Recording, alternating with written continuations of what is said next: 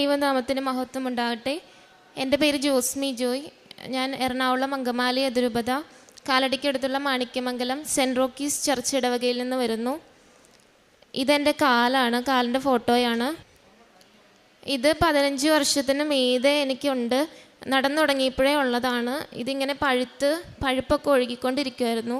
പഴുപ്പും ബ്ലഡും ഒക്കെ ഒഴുകുമായിരുന്നു. നടക്കണ വഴിക്കൂടെയൊക്കെ പഴുപ്പ് ഒഴുകിക്കൊണ്ട് അമ്മ ബാക്കിക്കടെ തുണിയൊക്കെ വെച്ച് തുടച്ചിട്ട് വരുമായിരുന്നു. അങ്ങനെയായിരുന്നു. എവിടെയെങ്കിലും പോകുമ്പോഴൊക്കെ 2 കാലും വിരലൊന്നും കാണാൻ പറ്റാത്ത അവസ്ഥയിലായിരുന്നു. ഇതിപ്പോൾ അത്രത്തോളം ഇല്ല, ഇതിലും ഭയാനകമായിട്ടായിരുന്നു ഉണ്ടായിരുന്നത്. ഇത് ഒരുപാട് ഹോസ്പിറ്റലിലൊക്കെ കണ്ടതാണ്. ആയുർവേദം, അലോപ്പതി ഒക്കെ കഴിച്ചിട്ടൊന്നും ഒരു കുറവുണ്ടായില്ല.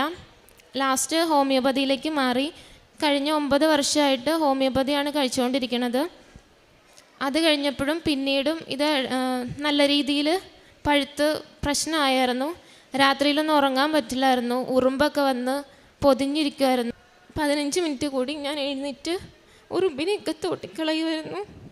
ഇത് നല്ല രീതിയിൽ പഴുപ്പൊക്കെ വരുന്ന സമയത്ത് ഈച്ചയൊക്കെ വന്നിരുന്നിട്ടുണ്ട്, പുഴുത്തിട്ടുണ്ട്.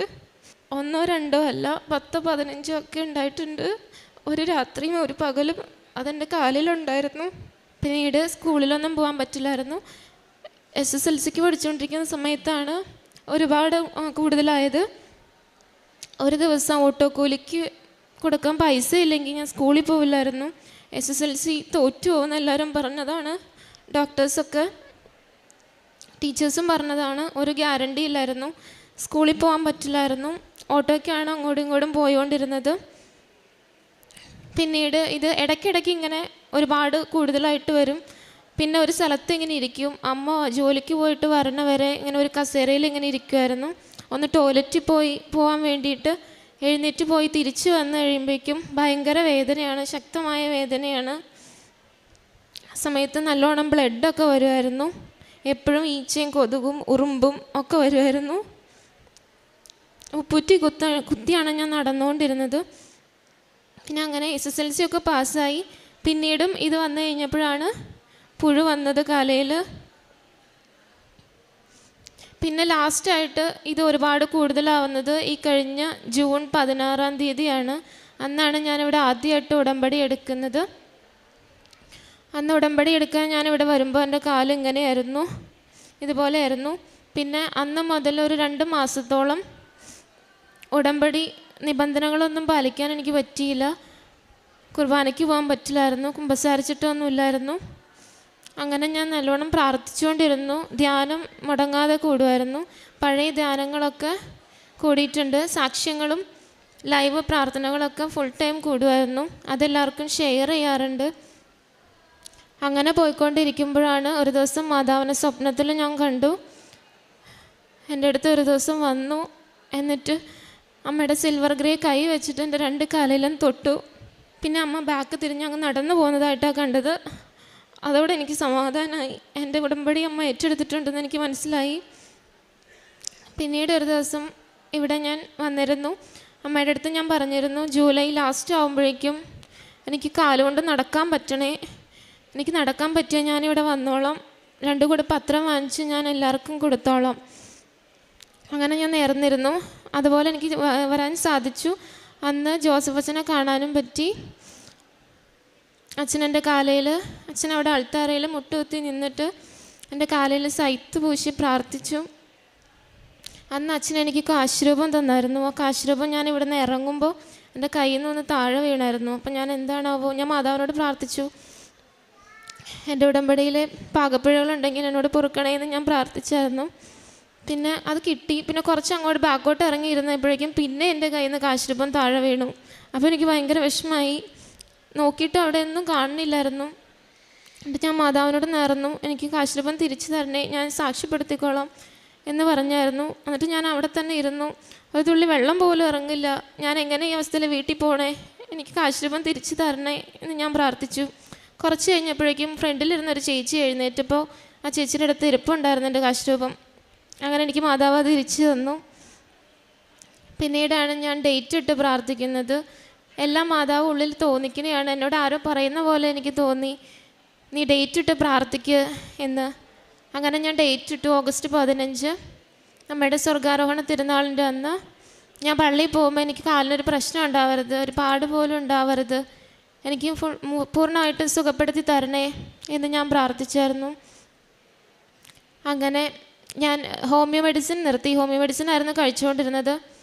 മെഡിസിൻ നിർത്തി. അപ്പം ഞാൻ ഡോക്ടറെ അടുത്ത് ചെന്ന് പറഞ്ഞു, എനിക്കിനി മെഡിസിൻ വേണ്ട, എൻ്റെ ഡോക്ടർ ഇനി മാതാവാണ്, കൃപാസന മാതാവാണ്, എൻ്റെ മരുന്ന് വിശുദ്ധ തൈലവും ഉപ്പുമാണ് എന്ന് ഞാൻ പറഞ്ഞായിരുന്നു. അപ്പോൾ ഡോക്ടർ എന്നെ ചീത്ത പറഞ്ഞു, അങ്ങനെയാണെങ്കിൽ എല്ലാവരും കൃപാസനത്തിൽ പോയാൽ പോരെ, എന്തിനാ ഹോസ്പിറ്റലൊക്കെ എന്ന് ചോദിച്ച് എന്നെ ചീത്ത പറഞ്ഞു.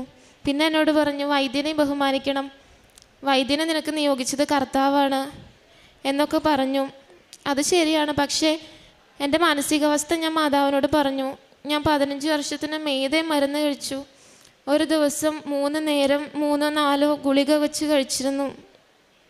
അത് കുറച്ചുകൂടെ കഴിഞ്ഞെങ്കിൽ പ്രശ്നമായേനെന്ന് ഡോക്ടർ എൻ്റെ അടുത്ത് പറഞ്ഞായിരുന്നു. ഇങ്ങനെ ഒരുപാട് മെഡിസിൻ കഴിച്ച് എല്ലാം ഉള്ളിലേക്ക് വലിഞ്ഞ് ആകെ സീനായിരുന്നു. എന്നിട്ട് ഞാൻ മെഡിസിനൊക്കെ സ്റ്റോപ്പ് ചെയ്തു. അപ്പോഴും ഉടമ്പടി വസ്തുക്കളും ഉപ്പും എല്ലാം 3 നേരം ഉപയോഗിക്കുമായിരുന്നു. കാല് കഴുകുന്ന വെള്ളത്തിൽ ഉടമ്പടി തൈലവും ഉപ്പും വിശ്വാസപ്രമാണം ചൊല്ലി പ്രാർത്ഥിച്ച് ഞാൻ കാലൊക്കെ കഴുകിക്കൊണ്ടിരുന്നത്. കുളിക്കുമ്പോഴും ഉപയോഗിക്കുമായിരുന്നു, ഭക്ഷണത്തിൽ ഉപയോഗിക്കുമായിരുന്നു. അങ്ങനെ കാല് കുഴപ്പമില്ലാത്ത രീതിയിൽ ആയി, നടക്കാൻ പറ്റുന്ന അവസ്ഥയിലായിരുന്നു. എൻ്റെ ഉള്ളിൽ തന്നെ തോന്നുവാണ്, അങ്ങോട്ട് പോയാൽ മതി, വേറെ ഒന്നും നോക്കണ്ട, നീ പോ, ധൈര്യമായിട്ട് പോ എന്നെൻ്റെ അടുത്ത് പറഞ്ഞു. ഞാൻ എന്നിട്ട് അങ്ങോട്ട് പോയി. അങ്ങോട്ട് പോണ വഴിക്കൊക്കെ ഞാൻ ജപമാല ചൊല്ലി, വിശ്വാസപ്രമാണം ചൊല്ലി, പ്രത്യക്ഷീകരണ പ്രാർത്ഥന ചൊല്ലിയിട്ടാണ് പോകുന്നത്. ഞാൻ അപ്പോഴും മാതാവിനോട് പറഞ്ഞു, എനിക്ക് മെഡിസിൻ തരരുത്, എനിക്ക് മെഡിസിൻ വേണ്ട, മെഡിസിൻ കഴിച്ച് ഞാൻ മടുത്തു എന്നൊക്കെ ഞാൻ പറഞ്ഞു. കരഞ്ഞു തന്നെ പ്രാർത്ഥിച്ചു മാതാവിനോട്. അവിടെ ചെന്ന് കഴിഞ്ഞപ്പോൾ ആ ഡോക്ടർ എൻ്റെ അടുത്ത് ചോദിച്ചു, നിങ്ങൾ എന്തും മരുന്നാണ് ഇത്ര നാളും കഴിച്ചേ, അതിൻ്റെ വല്ല ഡീറ്റെയിൽസും ഉണ്ടോ എന്ന് ചോദിച്ചു. അപ്പം ഞാൻ പറഞ്ഞു, ഇല്ല, ഹോമിയോ മെഡിസിനാണ് ഞാൻ കഴിച്ചുകൊണ്ടിരുന്നത്, ഡീറ്റെയിൽസ് ഒന്നുമില്ല, അലർജിയാണ്, സോറിയാസിസ് ആണ്, പൊടിയുടെ അലർജി, ചെരുപ്പിൻ്റെ അലർജി, അങ്ങനെയൊക്കെയാണ് ഡോക്ടേഴ്സ് പറഞ്ഞത്, മെഡിസിൻ ഇല്ലാതെ ഇതൊരിക്കലും മാറാൻ പോണില്ല എന്ന് എൻ്റെ അടുത്ത് പറഞ്ഞായിരുന്നു. അതൊക്കെ ഞാൻ ഡോക്ടറുടെ അടുത്ത് പറഞ്ഞപ്പോൾ ഡോക്ടർ പറഞ്ഞു, ഇത് മെഡിസിൻ കഴിച്ച് മാറേണ്ട ഒരു അസുഖമല്ല, ഇത് ഡ്രൈ സ്കിന്നുകാർക്ക് വരുന്ന ഒരു സ്കിൻ എഫെക്ഷനാണ്.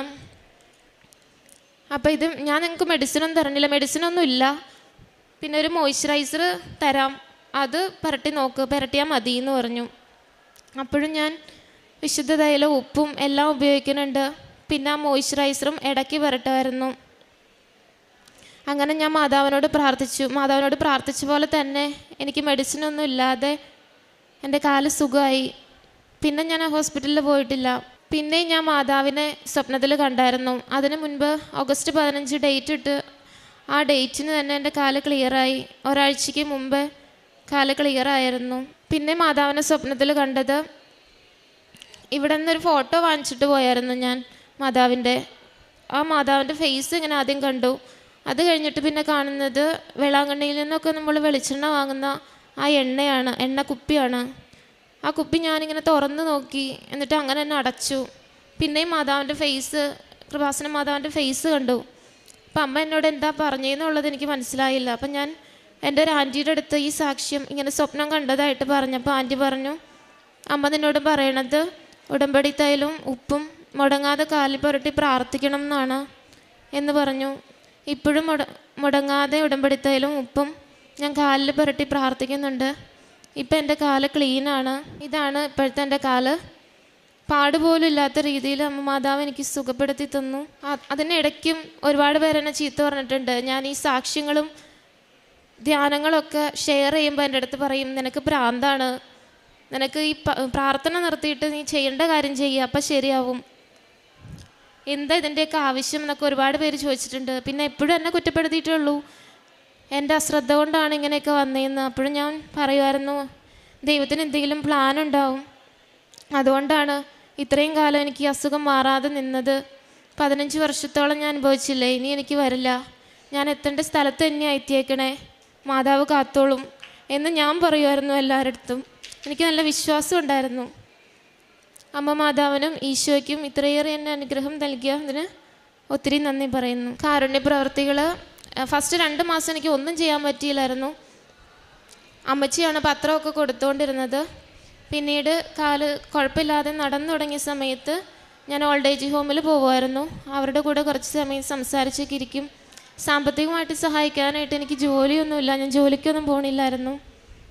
പറ്റുന്ന രീതിയിലൊക്കെ ഞാൻ സഹായിക്കാറുണ്ട്. പിന്നെ ധ്യാനങ്ങളും സാക്ഷ്യങ്ങളൊക്കെ എല്ലാവർക്കും ഷെയർ ചെയ്യാറുണ്ട്. പിന്നെ തെരുവിലിരിക്കുന്ന ആളുകൾക്ക് ഭക്ഷണം ഒക്കെ കൊടുക്കാറുണ്ട്. പിന്നെ പ്രേക്ഷിത പ്രവർത്തനം, പത്രപ്രവർത്തനം നടത്തുമായിരുന്നു. പിന്നെ ഒരുപാട് ജപമാല ചൊല്ലാനായിട്ട് എനിക്കിപ്പോൾ സാധിക്കുന്നുണ്ട്. നടക്കുന്ന വഴിക്കൂടെയൊക്കെ ജപമാല ചൊല്ലും, വിശ്വാസ പ്രമാണം ചൊല്ലും, പ്രേക്ഷിത പ്രവർത്തനങ്ങളും അതുപോലെ തന്നെ ചെയ്യുമായിരുന്നു. പ്രത്യക്ഷീകരണ പ്രാർത്ഥന ചൊല്ലിക്കൊണ്ട് നടക്കുമായിരുന്നു. എല്ലാവരോടും എനിക്ക് കിട്ടിയ അനുഗ്രഹം ഞാൻ പറയുമായിരുന്നു. ആർക്കും വിശ്വസിക്കാൻ പറ്റുന്നുണ്ടായില്ല. പിന്നെ കാലിൻ്റെ ഫോട്ടോ സഹിതം കാണിച്ചു കഴിഞ്ഞപ്പോൾ എല്ലാവർക്കും ഇപ്പോൾ വിശ്വാസമാണ് മാതാവിൽ. ഞാൻ പറയാറുണ്ട്, ഇവിടെ മാതാവിൻ്റെ അടുത്ത് വന്നാൽ മതി, എൻ്റെ ഈ അസുഖം മാറിയെങ്കിൽ നിങ്ങളുടെയൊക്കെ പ്രശ്നങ്ങൾക്കൊന്നും ഒരു ഇതും ഉണ്ടാവില്ല, അമ്മ മാതാവ് എല്ലാം സുഖപ്പെടുത്തി തരും, എല്ലാ പ്രശ്നങ്ങൾക്കും പരിഹാരമുണ്ട് എന്നൊക്കെ ഞാൻ പറയായിരുന്നു. എനിക്കിപ്പം മാതാവിനെ പറ്റി പറയാൻ ഭയങ്കര ഇഷ്ടമാണ്. എല്ലാവരുടെ അടുത്തും ഞാൻ പറയും, വാദോരാതെ പറയാനായിട്ട് എനിക്ക് അമ്മ മാതാവ് അനുഗ്രഹം തന്നു. പിന്നെ അരമണിക്കൂർ ബൈബിൾ വായിക്കും, അരമണിക്കൂർ കൂടുതൽ വായിക്കും. ഇന്ന് വായിക്കാൻ പറ്റിയില്ലെങ്കിൽ ബാക്കി ഇന്നത്തെയും കൂടെ കൂട്ടിയിട്ടാണ് ഞാൻ നാളെ വായിക്കുന്നത്. ഒന്നും ഇതുവരെ മുടക്കിയിട്ടില്ല. ധ്യാനങ്ങളും എല്ലാം കൂടുമായിരുന്നു. പുറപ്പാടിൻ്റെ പുസ്തകം 23-25. നിങ്ങളുടെ ദൈവമായ കർത്താവിനെ നിങ്ങൾ ആരാധിക്കണം, അപ്പോൾ ഞാൻ നിങ്ങളുടെ ഭക്ഷ്യവും പാനീയവും ആശീർവദിക്കും, നിങ്ങളുടെ ഇടയിൽ നിന്ന് രോഗം നിർമ്മാർജ്ജനം ചെയ്യും. ജോസ്മി ജോയ് എന്ന ഈ മകൾ വലിയ സന്തോഷത്തോടുകൂടി പരിശുദ്ധ കൃപാസന മാതാവിൻ്റെ തിരുനടയിൽ മകൾക്ക് ലഭിച്ച വലിയ രോഗസൗഖ്യത്തെ സാക്ഷ്യപ്പെടുത്തുകയാണ്. 15 വർഷത്തോളം വലിയ മാനസിക വ്യഥയോടുകൂടി, തീരാ ദുഃഖത്തോടുകൂടി, ഒരു ദിനം പോലും സമാധാനമില്ലാതെ മകളുടെ കാലിൽ വന്ന പ്രത്യേക തരത്തിലുള്ള രോഗാവസ്ഥയുമായി, അസുഖവുമായി നടന്നതിൻ്റെ വേദനകൾ മകൾ നമ്മളോട് പറയുന്നുണ്ട്. എപ്പോഴും വിണ്ടുകീറി രക്തവും പഴുപ്പും ഒഴുകുന്ന കാല്, ദുർഗന്ധമുള്ള കാല്, ഇറ്റിറ്റ് രക്തം വീണ് പുറകെ ആരെങ്കിലും നടന്ന് അതെല്ലാം ചലവും രക്തവും തുടച്ചുകൊണ്ട് മാത്രം സഞ്ചരിക്കുവാൻ പറ്റുന്ന സാഹചര്യം, എന്ത് മരുന്ന് കഴിച്ചാലും പ്രയോജനമില്ലാത്ത അവസ്ഥ, 3-4 ഗുളികകൾ വെച്ച് ഓരോ നേരവും കഴിക്കേണ്ടി വന്നിട്ടും ഒരു പ്രയോജനവും ചെയ്യാതെ കാര്യങ്ങൾ വഷളായിക്കൊണ്ടിരുന്ന അവസ്ഥ, ഈച്ചയും ഉറുമ്പും പൊതിഞ്ഞ് വല്ലാത്ത വേദനയും ഈർഷ്യയും കൊടുത്തുകൊണ്ടിരുന്ന വർഷങ്ങൾ, രാത്രി പോലും 15 മിനിറ്റ് കൂടുമ്പോഴൊക്കെ എഴുന്നേറ്റിരുന്ന് വീണ്ടും അതൊക്കെ പൊതിഞ്ഞ് കെട്ടി കിടക്കേണ്ടിയിരുന്ന കാര്യങ്ങൾ, അങ്ങനെ രാവും പകലും ഒരുപോലെ മകളെ വല്ലാത്ത വിധത്തിൽ സങ്കടപ്പെടുത്തിയ, ദുരിതത്തിലാക്കിയ രോഗമായിരുന്നു മകളുടെ കാലിൽ വന്ന ആ ഒരു പൊട്ടലും ചലമൊഴിക്കലും ഒരു മരുന്ന് കൊണ്ടും ഉണങ്ങാത്ത മുറിവിൻ്റെ അവസ്ഥകളുമൊക്കെ. അമ്മ മാതാവിൻ്റെ തിരുനടയിലെത്തി ഉടമ്പടി എടുത്ത്, ഉടമ്പടി തൈലം പുരട്ടി, ഉടമ്പടി ഉപ്പിൻ്റെ വെള്ളധാര കോരി നിരന്തരം മകൾ പ്രാർത്ഥിച്ചു തുടങ്ങുമ്പോഴാണ് ആ കാലിൻ്റെ മുറിവുണങ്ങുകയും ചലം പറ്റുകയും രക്തം വരാത്ത അവസ്ഥയിലേക്കത് മാറുകയും ചെയ്യുന്നത്. മകൾ പറയുന്നുണ്ട്, എനിക്ക് കുർബാനയ്ക്ക് പോകാനോ കുമ്പസാരിക്കുവാൻ പോകാനോ ഒന്നും പറ്റില്ലായിരുന്നു, വീട്ടിൽ നിന്ന് പുറത്തിറങ്ങാൻ പോലും പറ്റില്ലായിരുന്നു. അതിന് പകരം ഞാൻ ജപമാല ചൊല്ലി പ്രാർത്ഥിക്കുമായിരുന്നു, പ്രത്യക്ഷീകരണ പ്രാർത്ഥന ഞാൻ കൂടുതൽ നേരം ചൊല്ലുമായിരുന്നു, ഞാൻ നിരന്തരം വചനം വായിക്കുമായിരുന്നു, വീട്ടിലിരുന്നു കൊണ്ട് ഉടമ്പടിയിൽ എന്തൊക്കെ എനിക്ക് ചെയ്യാനാവുമോ അത് മുഴുവനും പൂർണ്ണ വിശ്വാസത്തോടെ ചെയ്തുകൊണ്ട് ഒരു മകൾക്കെടുത്ത സ്വാതന്ത്ര്യത്തോടെ അമ്മ മാതാവിൻ്റെ അരികിൽ ഞാൻ ഡേറ്റിട്ട് പ്രാർത്ഥിച്ചു തുടങ്ങി. ജൂലൈ 15 എനിക്ക് ജൂലൈ മാസത്തിൽ എനിക്ക് കാലുകുത്തി നടക്കണം. ജൂൺ മാസം അന്ന് ഉടമ്പടിയെടുത്ത മകൾ, 15 വർഷം തീരാ ദുരിതം അനുഭവിച്ച മകൾ പറഞ്ഞു തുടങ്ങുന്നത്, ഉപ്പൂറ്റിയിൽ നടന്നുകൊണ്ടിരുന്ന ഞാൻ ജൂലൈ മാസം നടക്കണമെന്ന് അമ്മ മാതാവിനോട് ഞാൻ ആവർത്തിച്ച് പറഞ്ഞ് പ്രാർത്ഥിച്ചു. ജൂലൈ മാസം ഞാൻ കാലുകുത്തി നടന്ന് ഇവിടെ വന്ന് വീണ്ടും അമ്മ മാതാവിൻ്റെ സന്നിധിയിൽ പ്രാർത്ഥിച്ചിരുന്നു. അന്നേ ദിനം ജോസഫ് അച്ഛനെ കണ്ടു. അച്ഛൻ മുട്ടുകുത്തി നിന്ന് എൻ്റെ വ്രണം വല്ലാതെ പഴുത്തിരുന്ന, വല്ലാതെ വിണ്ടുകീറിയിരുന്ന എൻ്റെ കാലിൽ അച്ഛൻ്റെ കരം കൊണ്ട്, വിരലുകൾ കൊണ്ട് സൈത്ത് പൂശി കുരിശടയാളം വരച്ച് അച്ഛൻ എനിക്ക് വേണ്ടി പ്രാർത്ഥിച്ചു കൊണ്ടിരുന്നു. അച്ഛൻ പ്രാർത്ഥിച്ചു കഴിഞ്ഞ ദിവസം മുതൽ എനിക്ക് സൗഖ്യം അനുഭവപ്പെട്ടു. ഓഗസ്റ്റ് 15 അമ്മ മാതാവിൻ്റെ സ്വർഗാരോപണ തിരുനാളിൽ എനിക്ക് കാലിൻ്റെ മുറിവുണങ്ങണം എനിക്ക് ആഗ്രഹമുണ്ടായിരുന്നു. അമ്മയോട് ഡേറ്റ് ഇട്ട് പ്രാർത്ഥിച്ചു. അച്ഛനെ വന്ന് കണ്ടുപോയി. 1 മാസത്തിനുള്ളിൽ പാടുകളെല്ലാം അവശേഷിക്കാതെ ആ മുറിവുകളൊക്കെ ഉണങ്ങിക്കൊണ്ട് അത് പൂർണ്ണമായ സൗഖ്യത്തിലേക്ക് മാറിക്കിട്ടി. പിന്നീട് മോയ്സ്ചർ കൊണ്ട് ആ ഹാർഡനായ ഭാഗങ്ങൾ ഒരല്പമൊന്ന് മയപ്പെടുത്തി മിനുസപ്പെടുത്തേണ്ട കാര്യം മാത്രമേ ഉണ്ടായിരുന്നുള്ളൂ. എൻ്റെ അമ്മ മാതാവിൻ്റെ അരികിൽ എത്തിയതാണ്. ഡോക്ടർമാർ പോലും എന്നെ ശാസിച്ചിട്ടും വഴക്കിട്ടിട്ടും എനിക്ക് ഔഷധമായും എനിക്ക് ഏറ്റവും സൗഖ്യപ്പെടുത്തുന്ന വിശ്വാസമായും എനിക്ക് മാറിയ ഡോക്ടറും എൻ്റെ ഔഷധവും പരിശുദ്ധ കൃപാസന മാതാവും ഉടമ്പടി തൈലവും ഉപ്പുമാണെന്ന്. പ്രിയമുള്ളവരെ, ആ കാലിൻ്റെ അവസ്ഥ നമ്മൾ കണ്ടതാണ്. മകളുടെ വാക്കുകളിൽ ആ അനുഭവിച്ച ദൈന്യത മുഴുവനും കേട്ടതാണ്. എന്നാൽ ഉടമ്പടി എടുത്ത് കേവലം 3 മാസങ്ങൾക്കുള്ളിൽ മകൾക്ക് എത്ര കണ്ട് സൗഖ്യം. ഒരു കൊച്ചു കുഞ്ഞിൻ്റേതുപോലെ മാർദ്ദവമുള്ള കാലുകളായി എല്ലാ മുറിവുകളും എല്ലാ ഗൗരവമുള്ള പ്രശ്നങ്ങളും മാറ്റിക്കൊടുത്തുകൊണ്ട് പൂർണ്ണ സൗഖ്യം നൽകി അമ്മ മാതാവ് തിരുക്കുമാറിലൂടെ ഈ മകളെ അനുഗ്രഹിച്ചതിൻ്റെ സാക്ഷ്യമാണ് അവൾ പങ്കുവെക്കുന്നത്. എത്ര നാൾ പഴകിയതാവട്ടെ, എത്ര കണ്ട് പരാജയത്തിലാവട്ടെ ജീവിതം, എത്ര കണ്ട് തകർച്ചയിലൂടെ നിങ്ങൾ കടന്നു പോകുന്നവരാവട്ടെ, ഈ അമ്മയുടെ അരികിലേക്ക് വിശ്വാസത്തോടെ ഉടമ്പടിയെടുത്ത് ജീവിക്കുകയും പ്രാർത്ഥിക്കുകയും ചെയ്താൽ അത് നമുക്ക് അമ്മ മാതാവ് തിരുക്കുമാരൻ്റെ കരങ്ങളിൽ കൊടുത്ത് അനുഗ്രഹത്തിനുള്ള കാരണമാക്കി തരും. അമ്മയുടെ അരികിൽ നമ്മുടെ ജീവിത പ്രശ്നങ്ങളെ, നമ്മുടെ രോഗാവസ്ഥകളെ, നമ്മുടെ കടബാധ്യതകളെ, നാം കടന്നു പോകുന്ന വലിയ ജീവിതത്തിൻ്റെ സങ്കടങ്ങളെ സമർപ്പിച്ചുകൊണ്ട് അനുഗ്രഹിക്കണമേ എന്ന്, സൗഖ്യപ്പെടുത്തണമേ എന്ന് ഈശോയോട് പ്രാർത്ഥിക്കാം. കൃപാസനം അമ്മ, സഞ്ചാരി മാതാവ്, സമയത്തിന് മേൽ അധികാരമുള്ളവൾ, അസാധ്യ കാര്യങ്ങൾ വേഗം സാധിച്ചു തരുന്നമ്മ, നമ്മുടെ ജീവിതത്തിന് വേണ്ടി ഈശോയുടെ കരങ്ങളിൽ, ഈശോയുടെ സന്നിധിയിൽ കൂപ്പുകരത്തോടെ നിന്ന് നാം പ്രാർത്ഥിക്കുന്നവ നമുക്ക് നേടിത്തരും.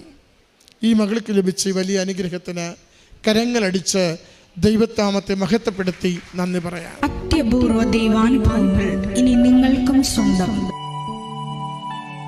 ഈ യൂട്യൂബ് ചാനൽ ഇതുവരെ സബ്സ്ക്രൈബ് ചെയ്തിട്ടില്ലെങ്കിൽ ഇപ്പോൾ തന്നെ സബ്സ്ക്രൈബ് ചെയ്യുക. ഈ വീഡിയോ ഇപ്പോൾ തന്നെ നിങ്ങളുടെ സുഹൃത്തുക്കൾക്ക് ഷെയർ ചെയ്തുകൊണ്ട് കർത്താവിൻ്റെ പ്രേക്ഷിതരാകുക.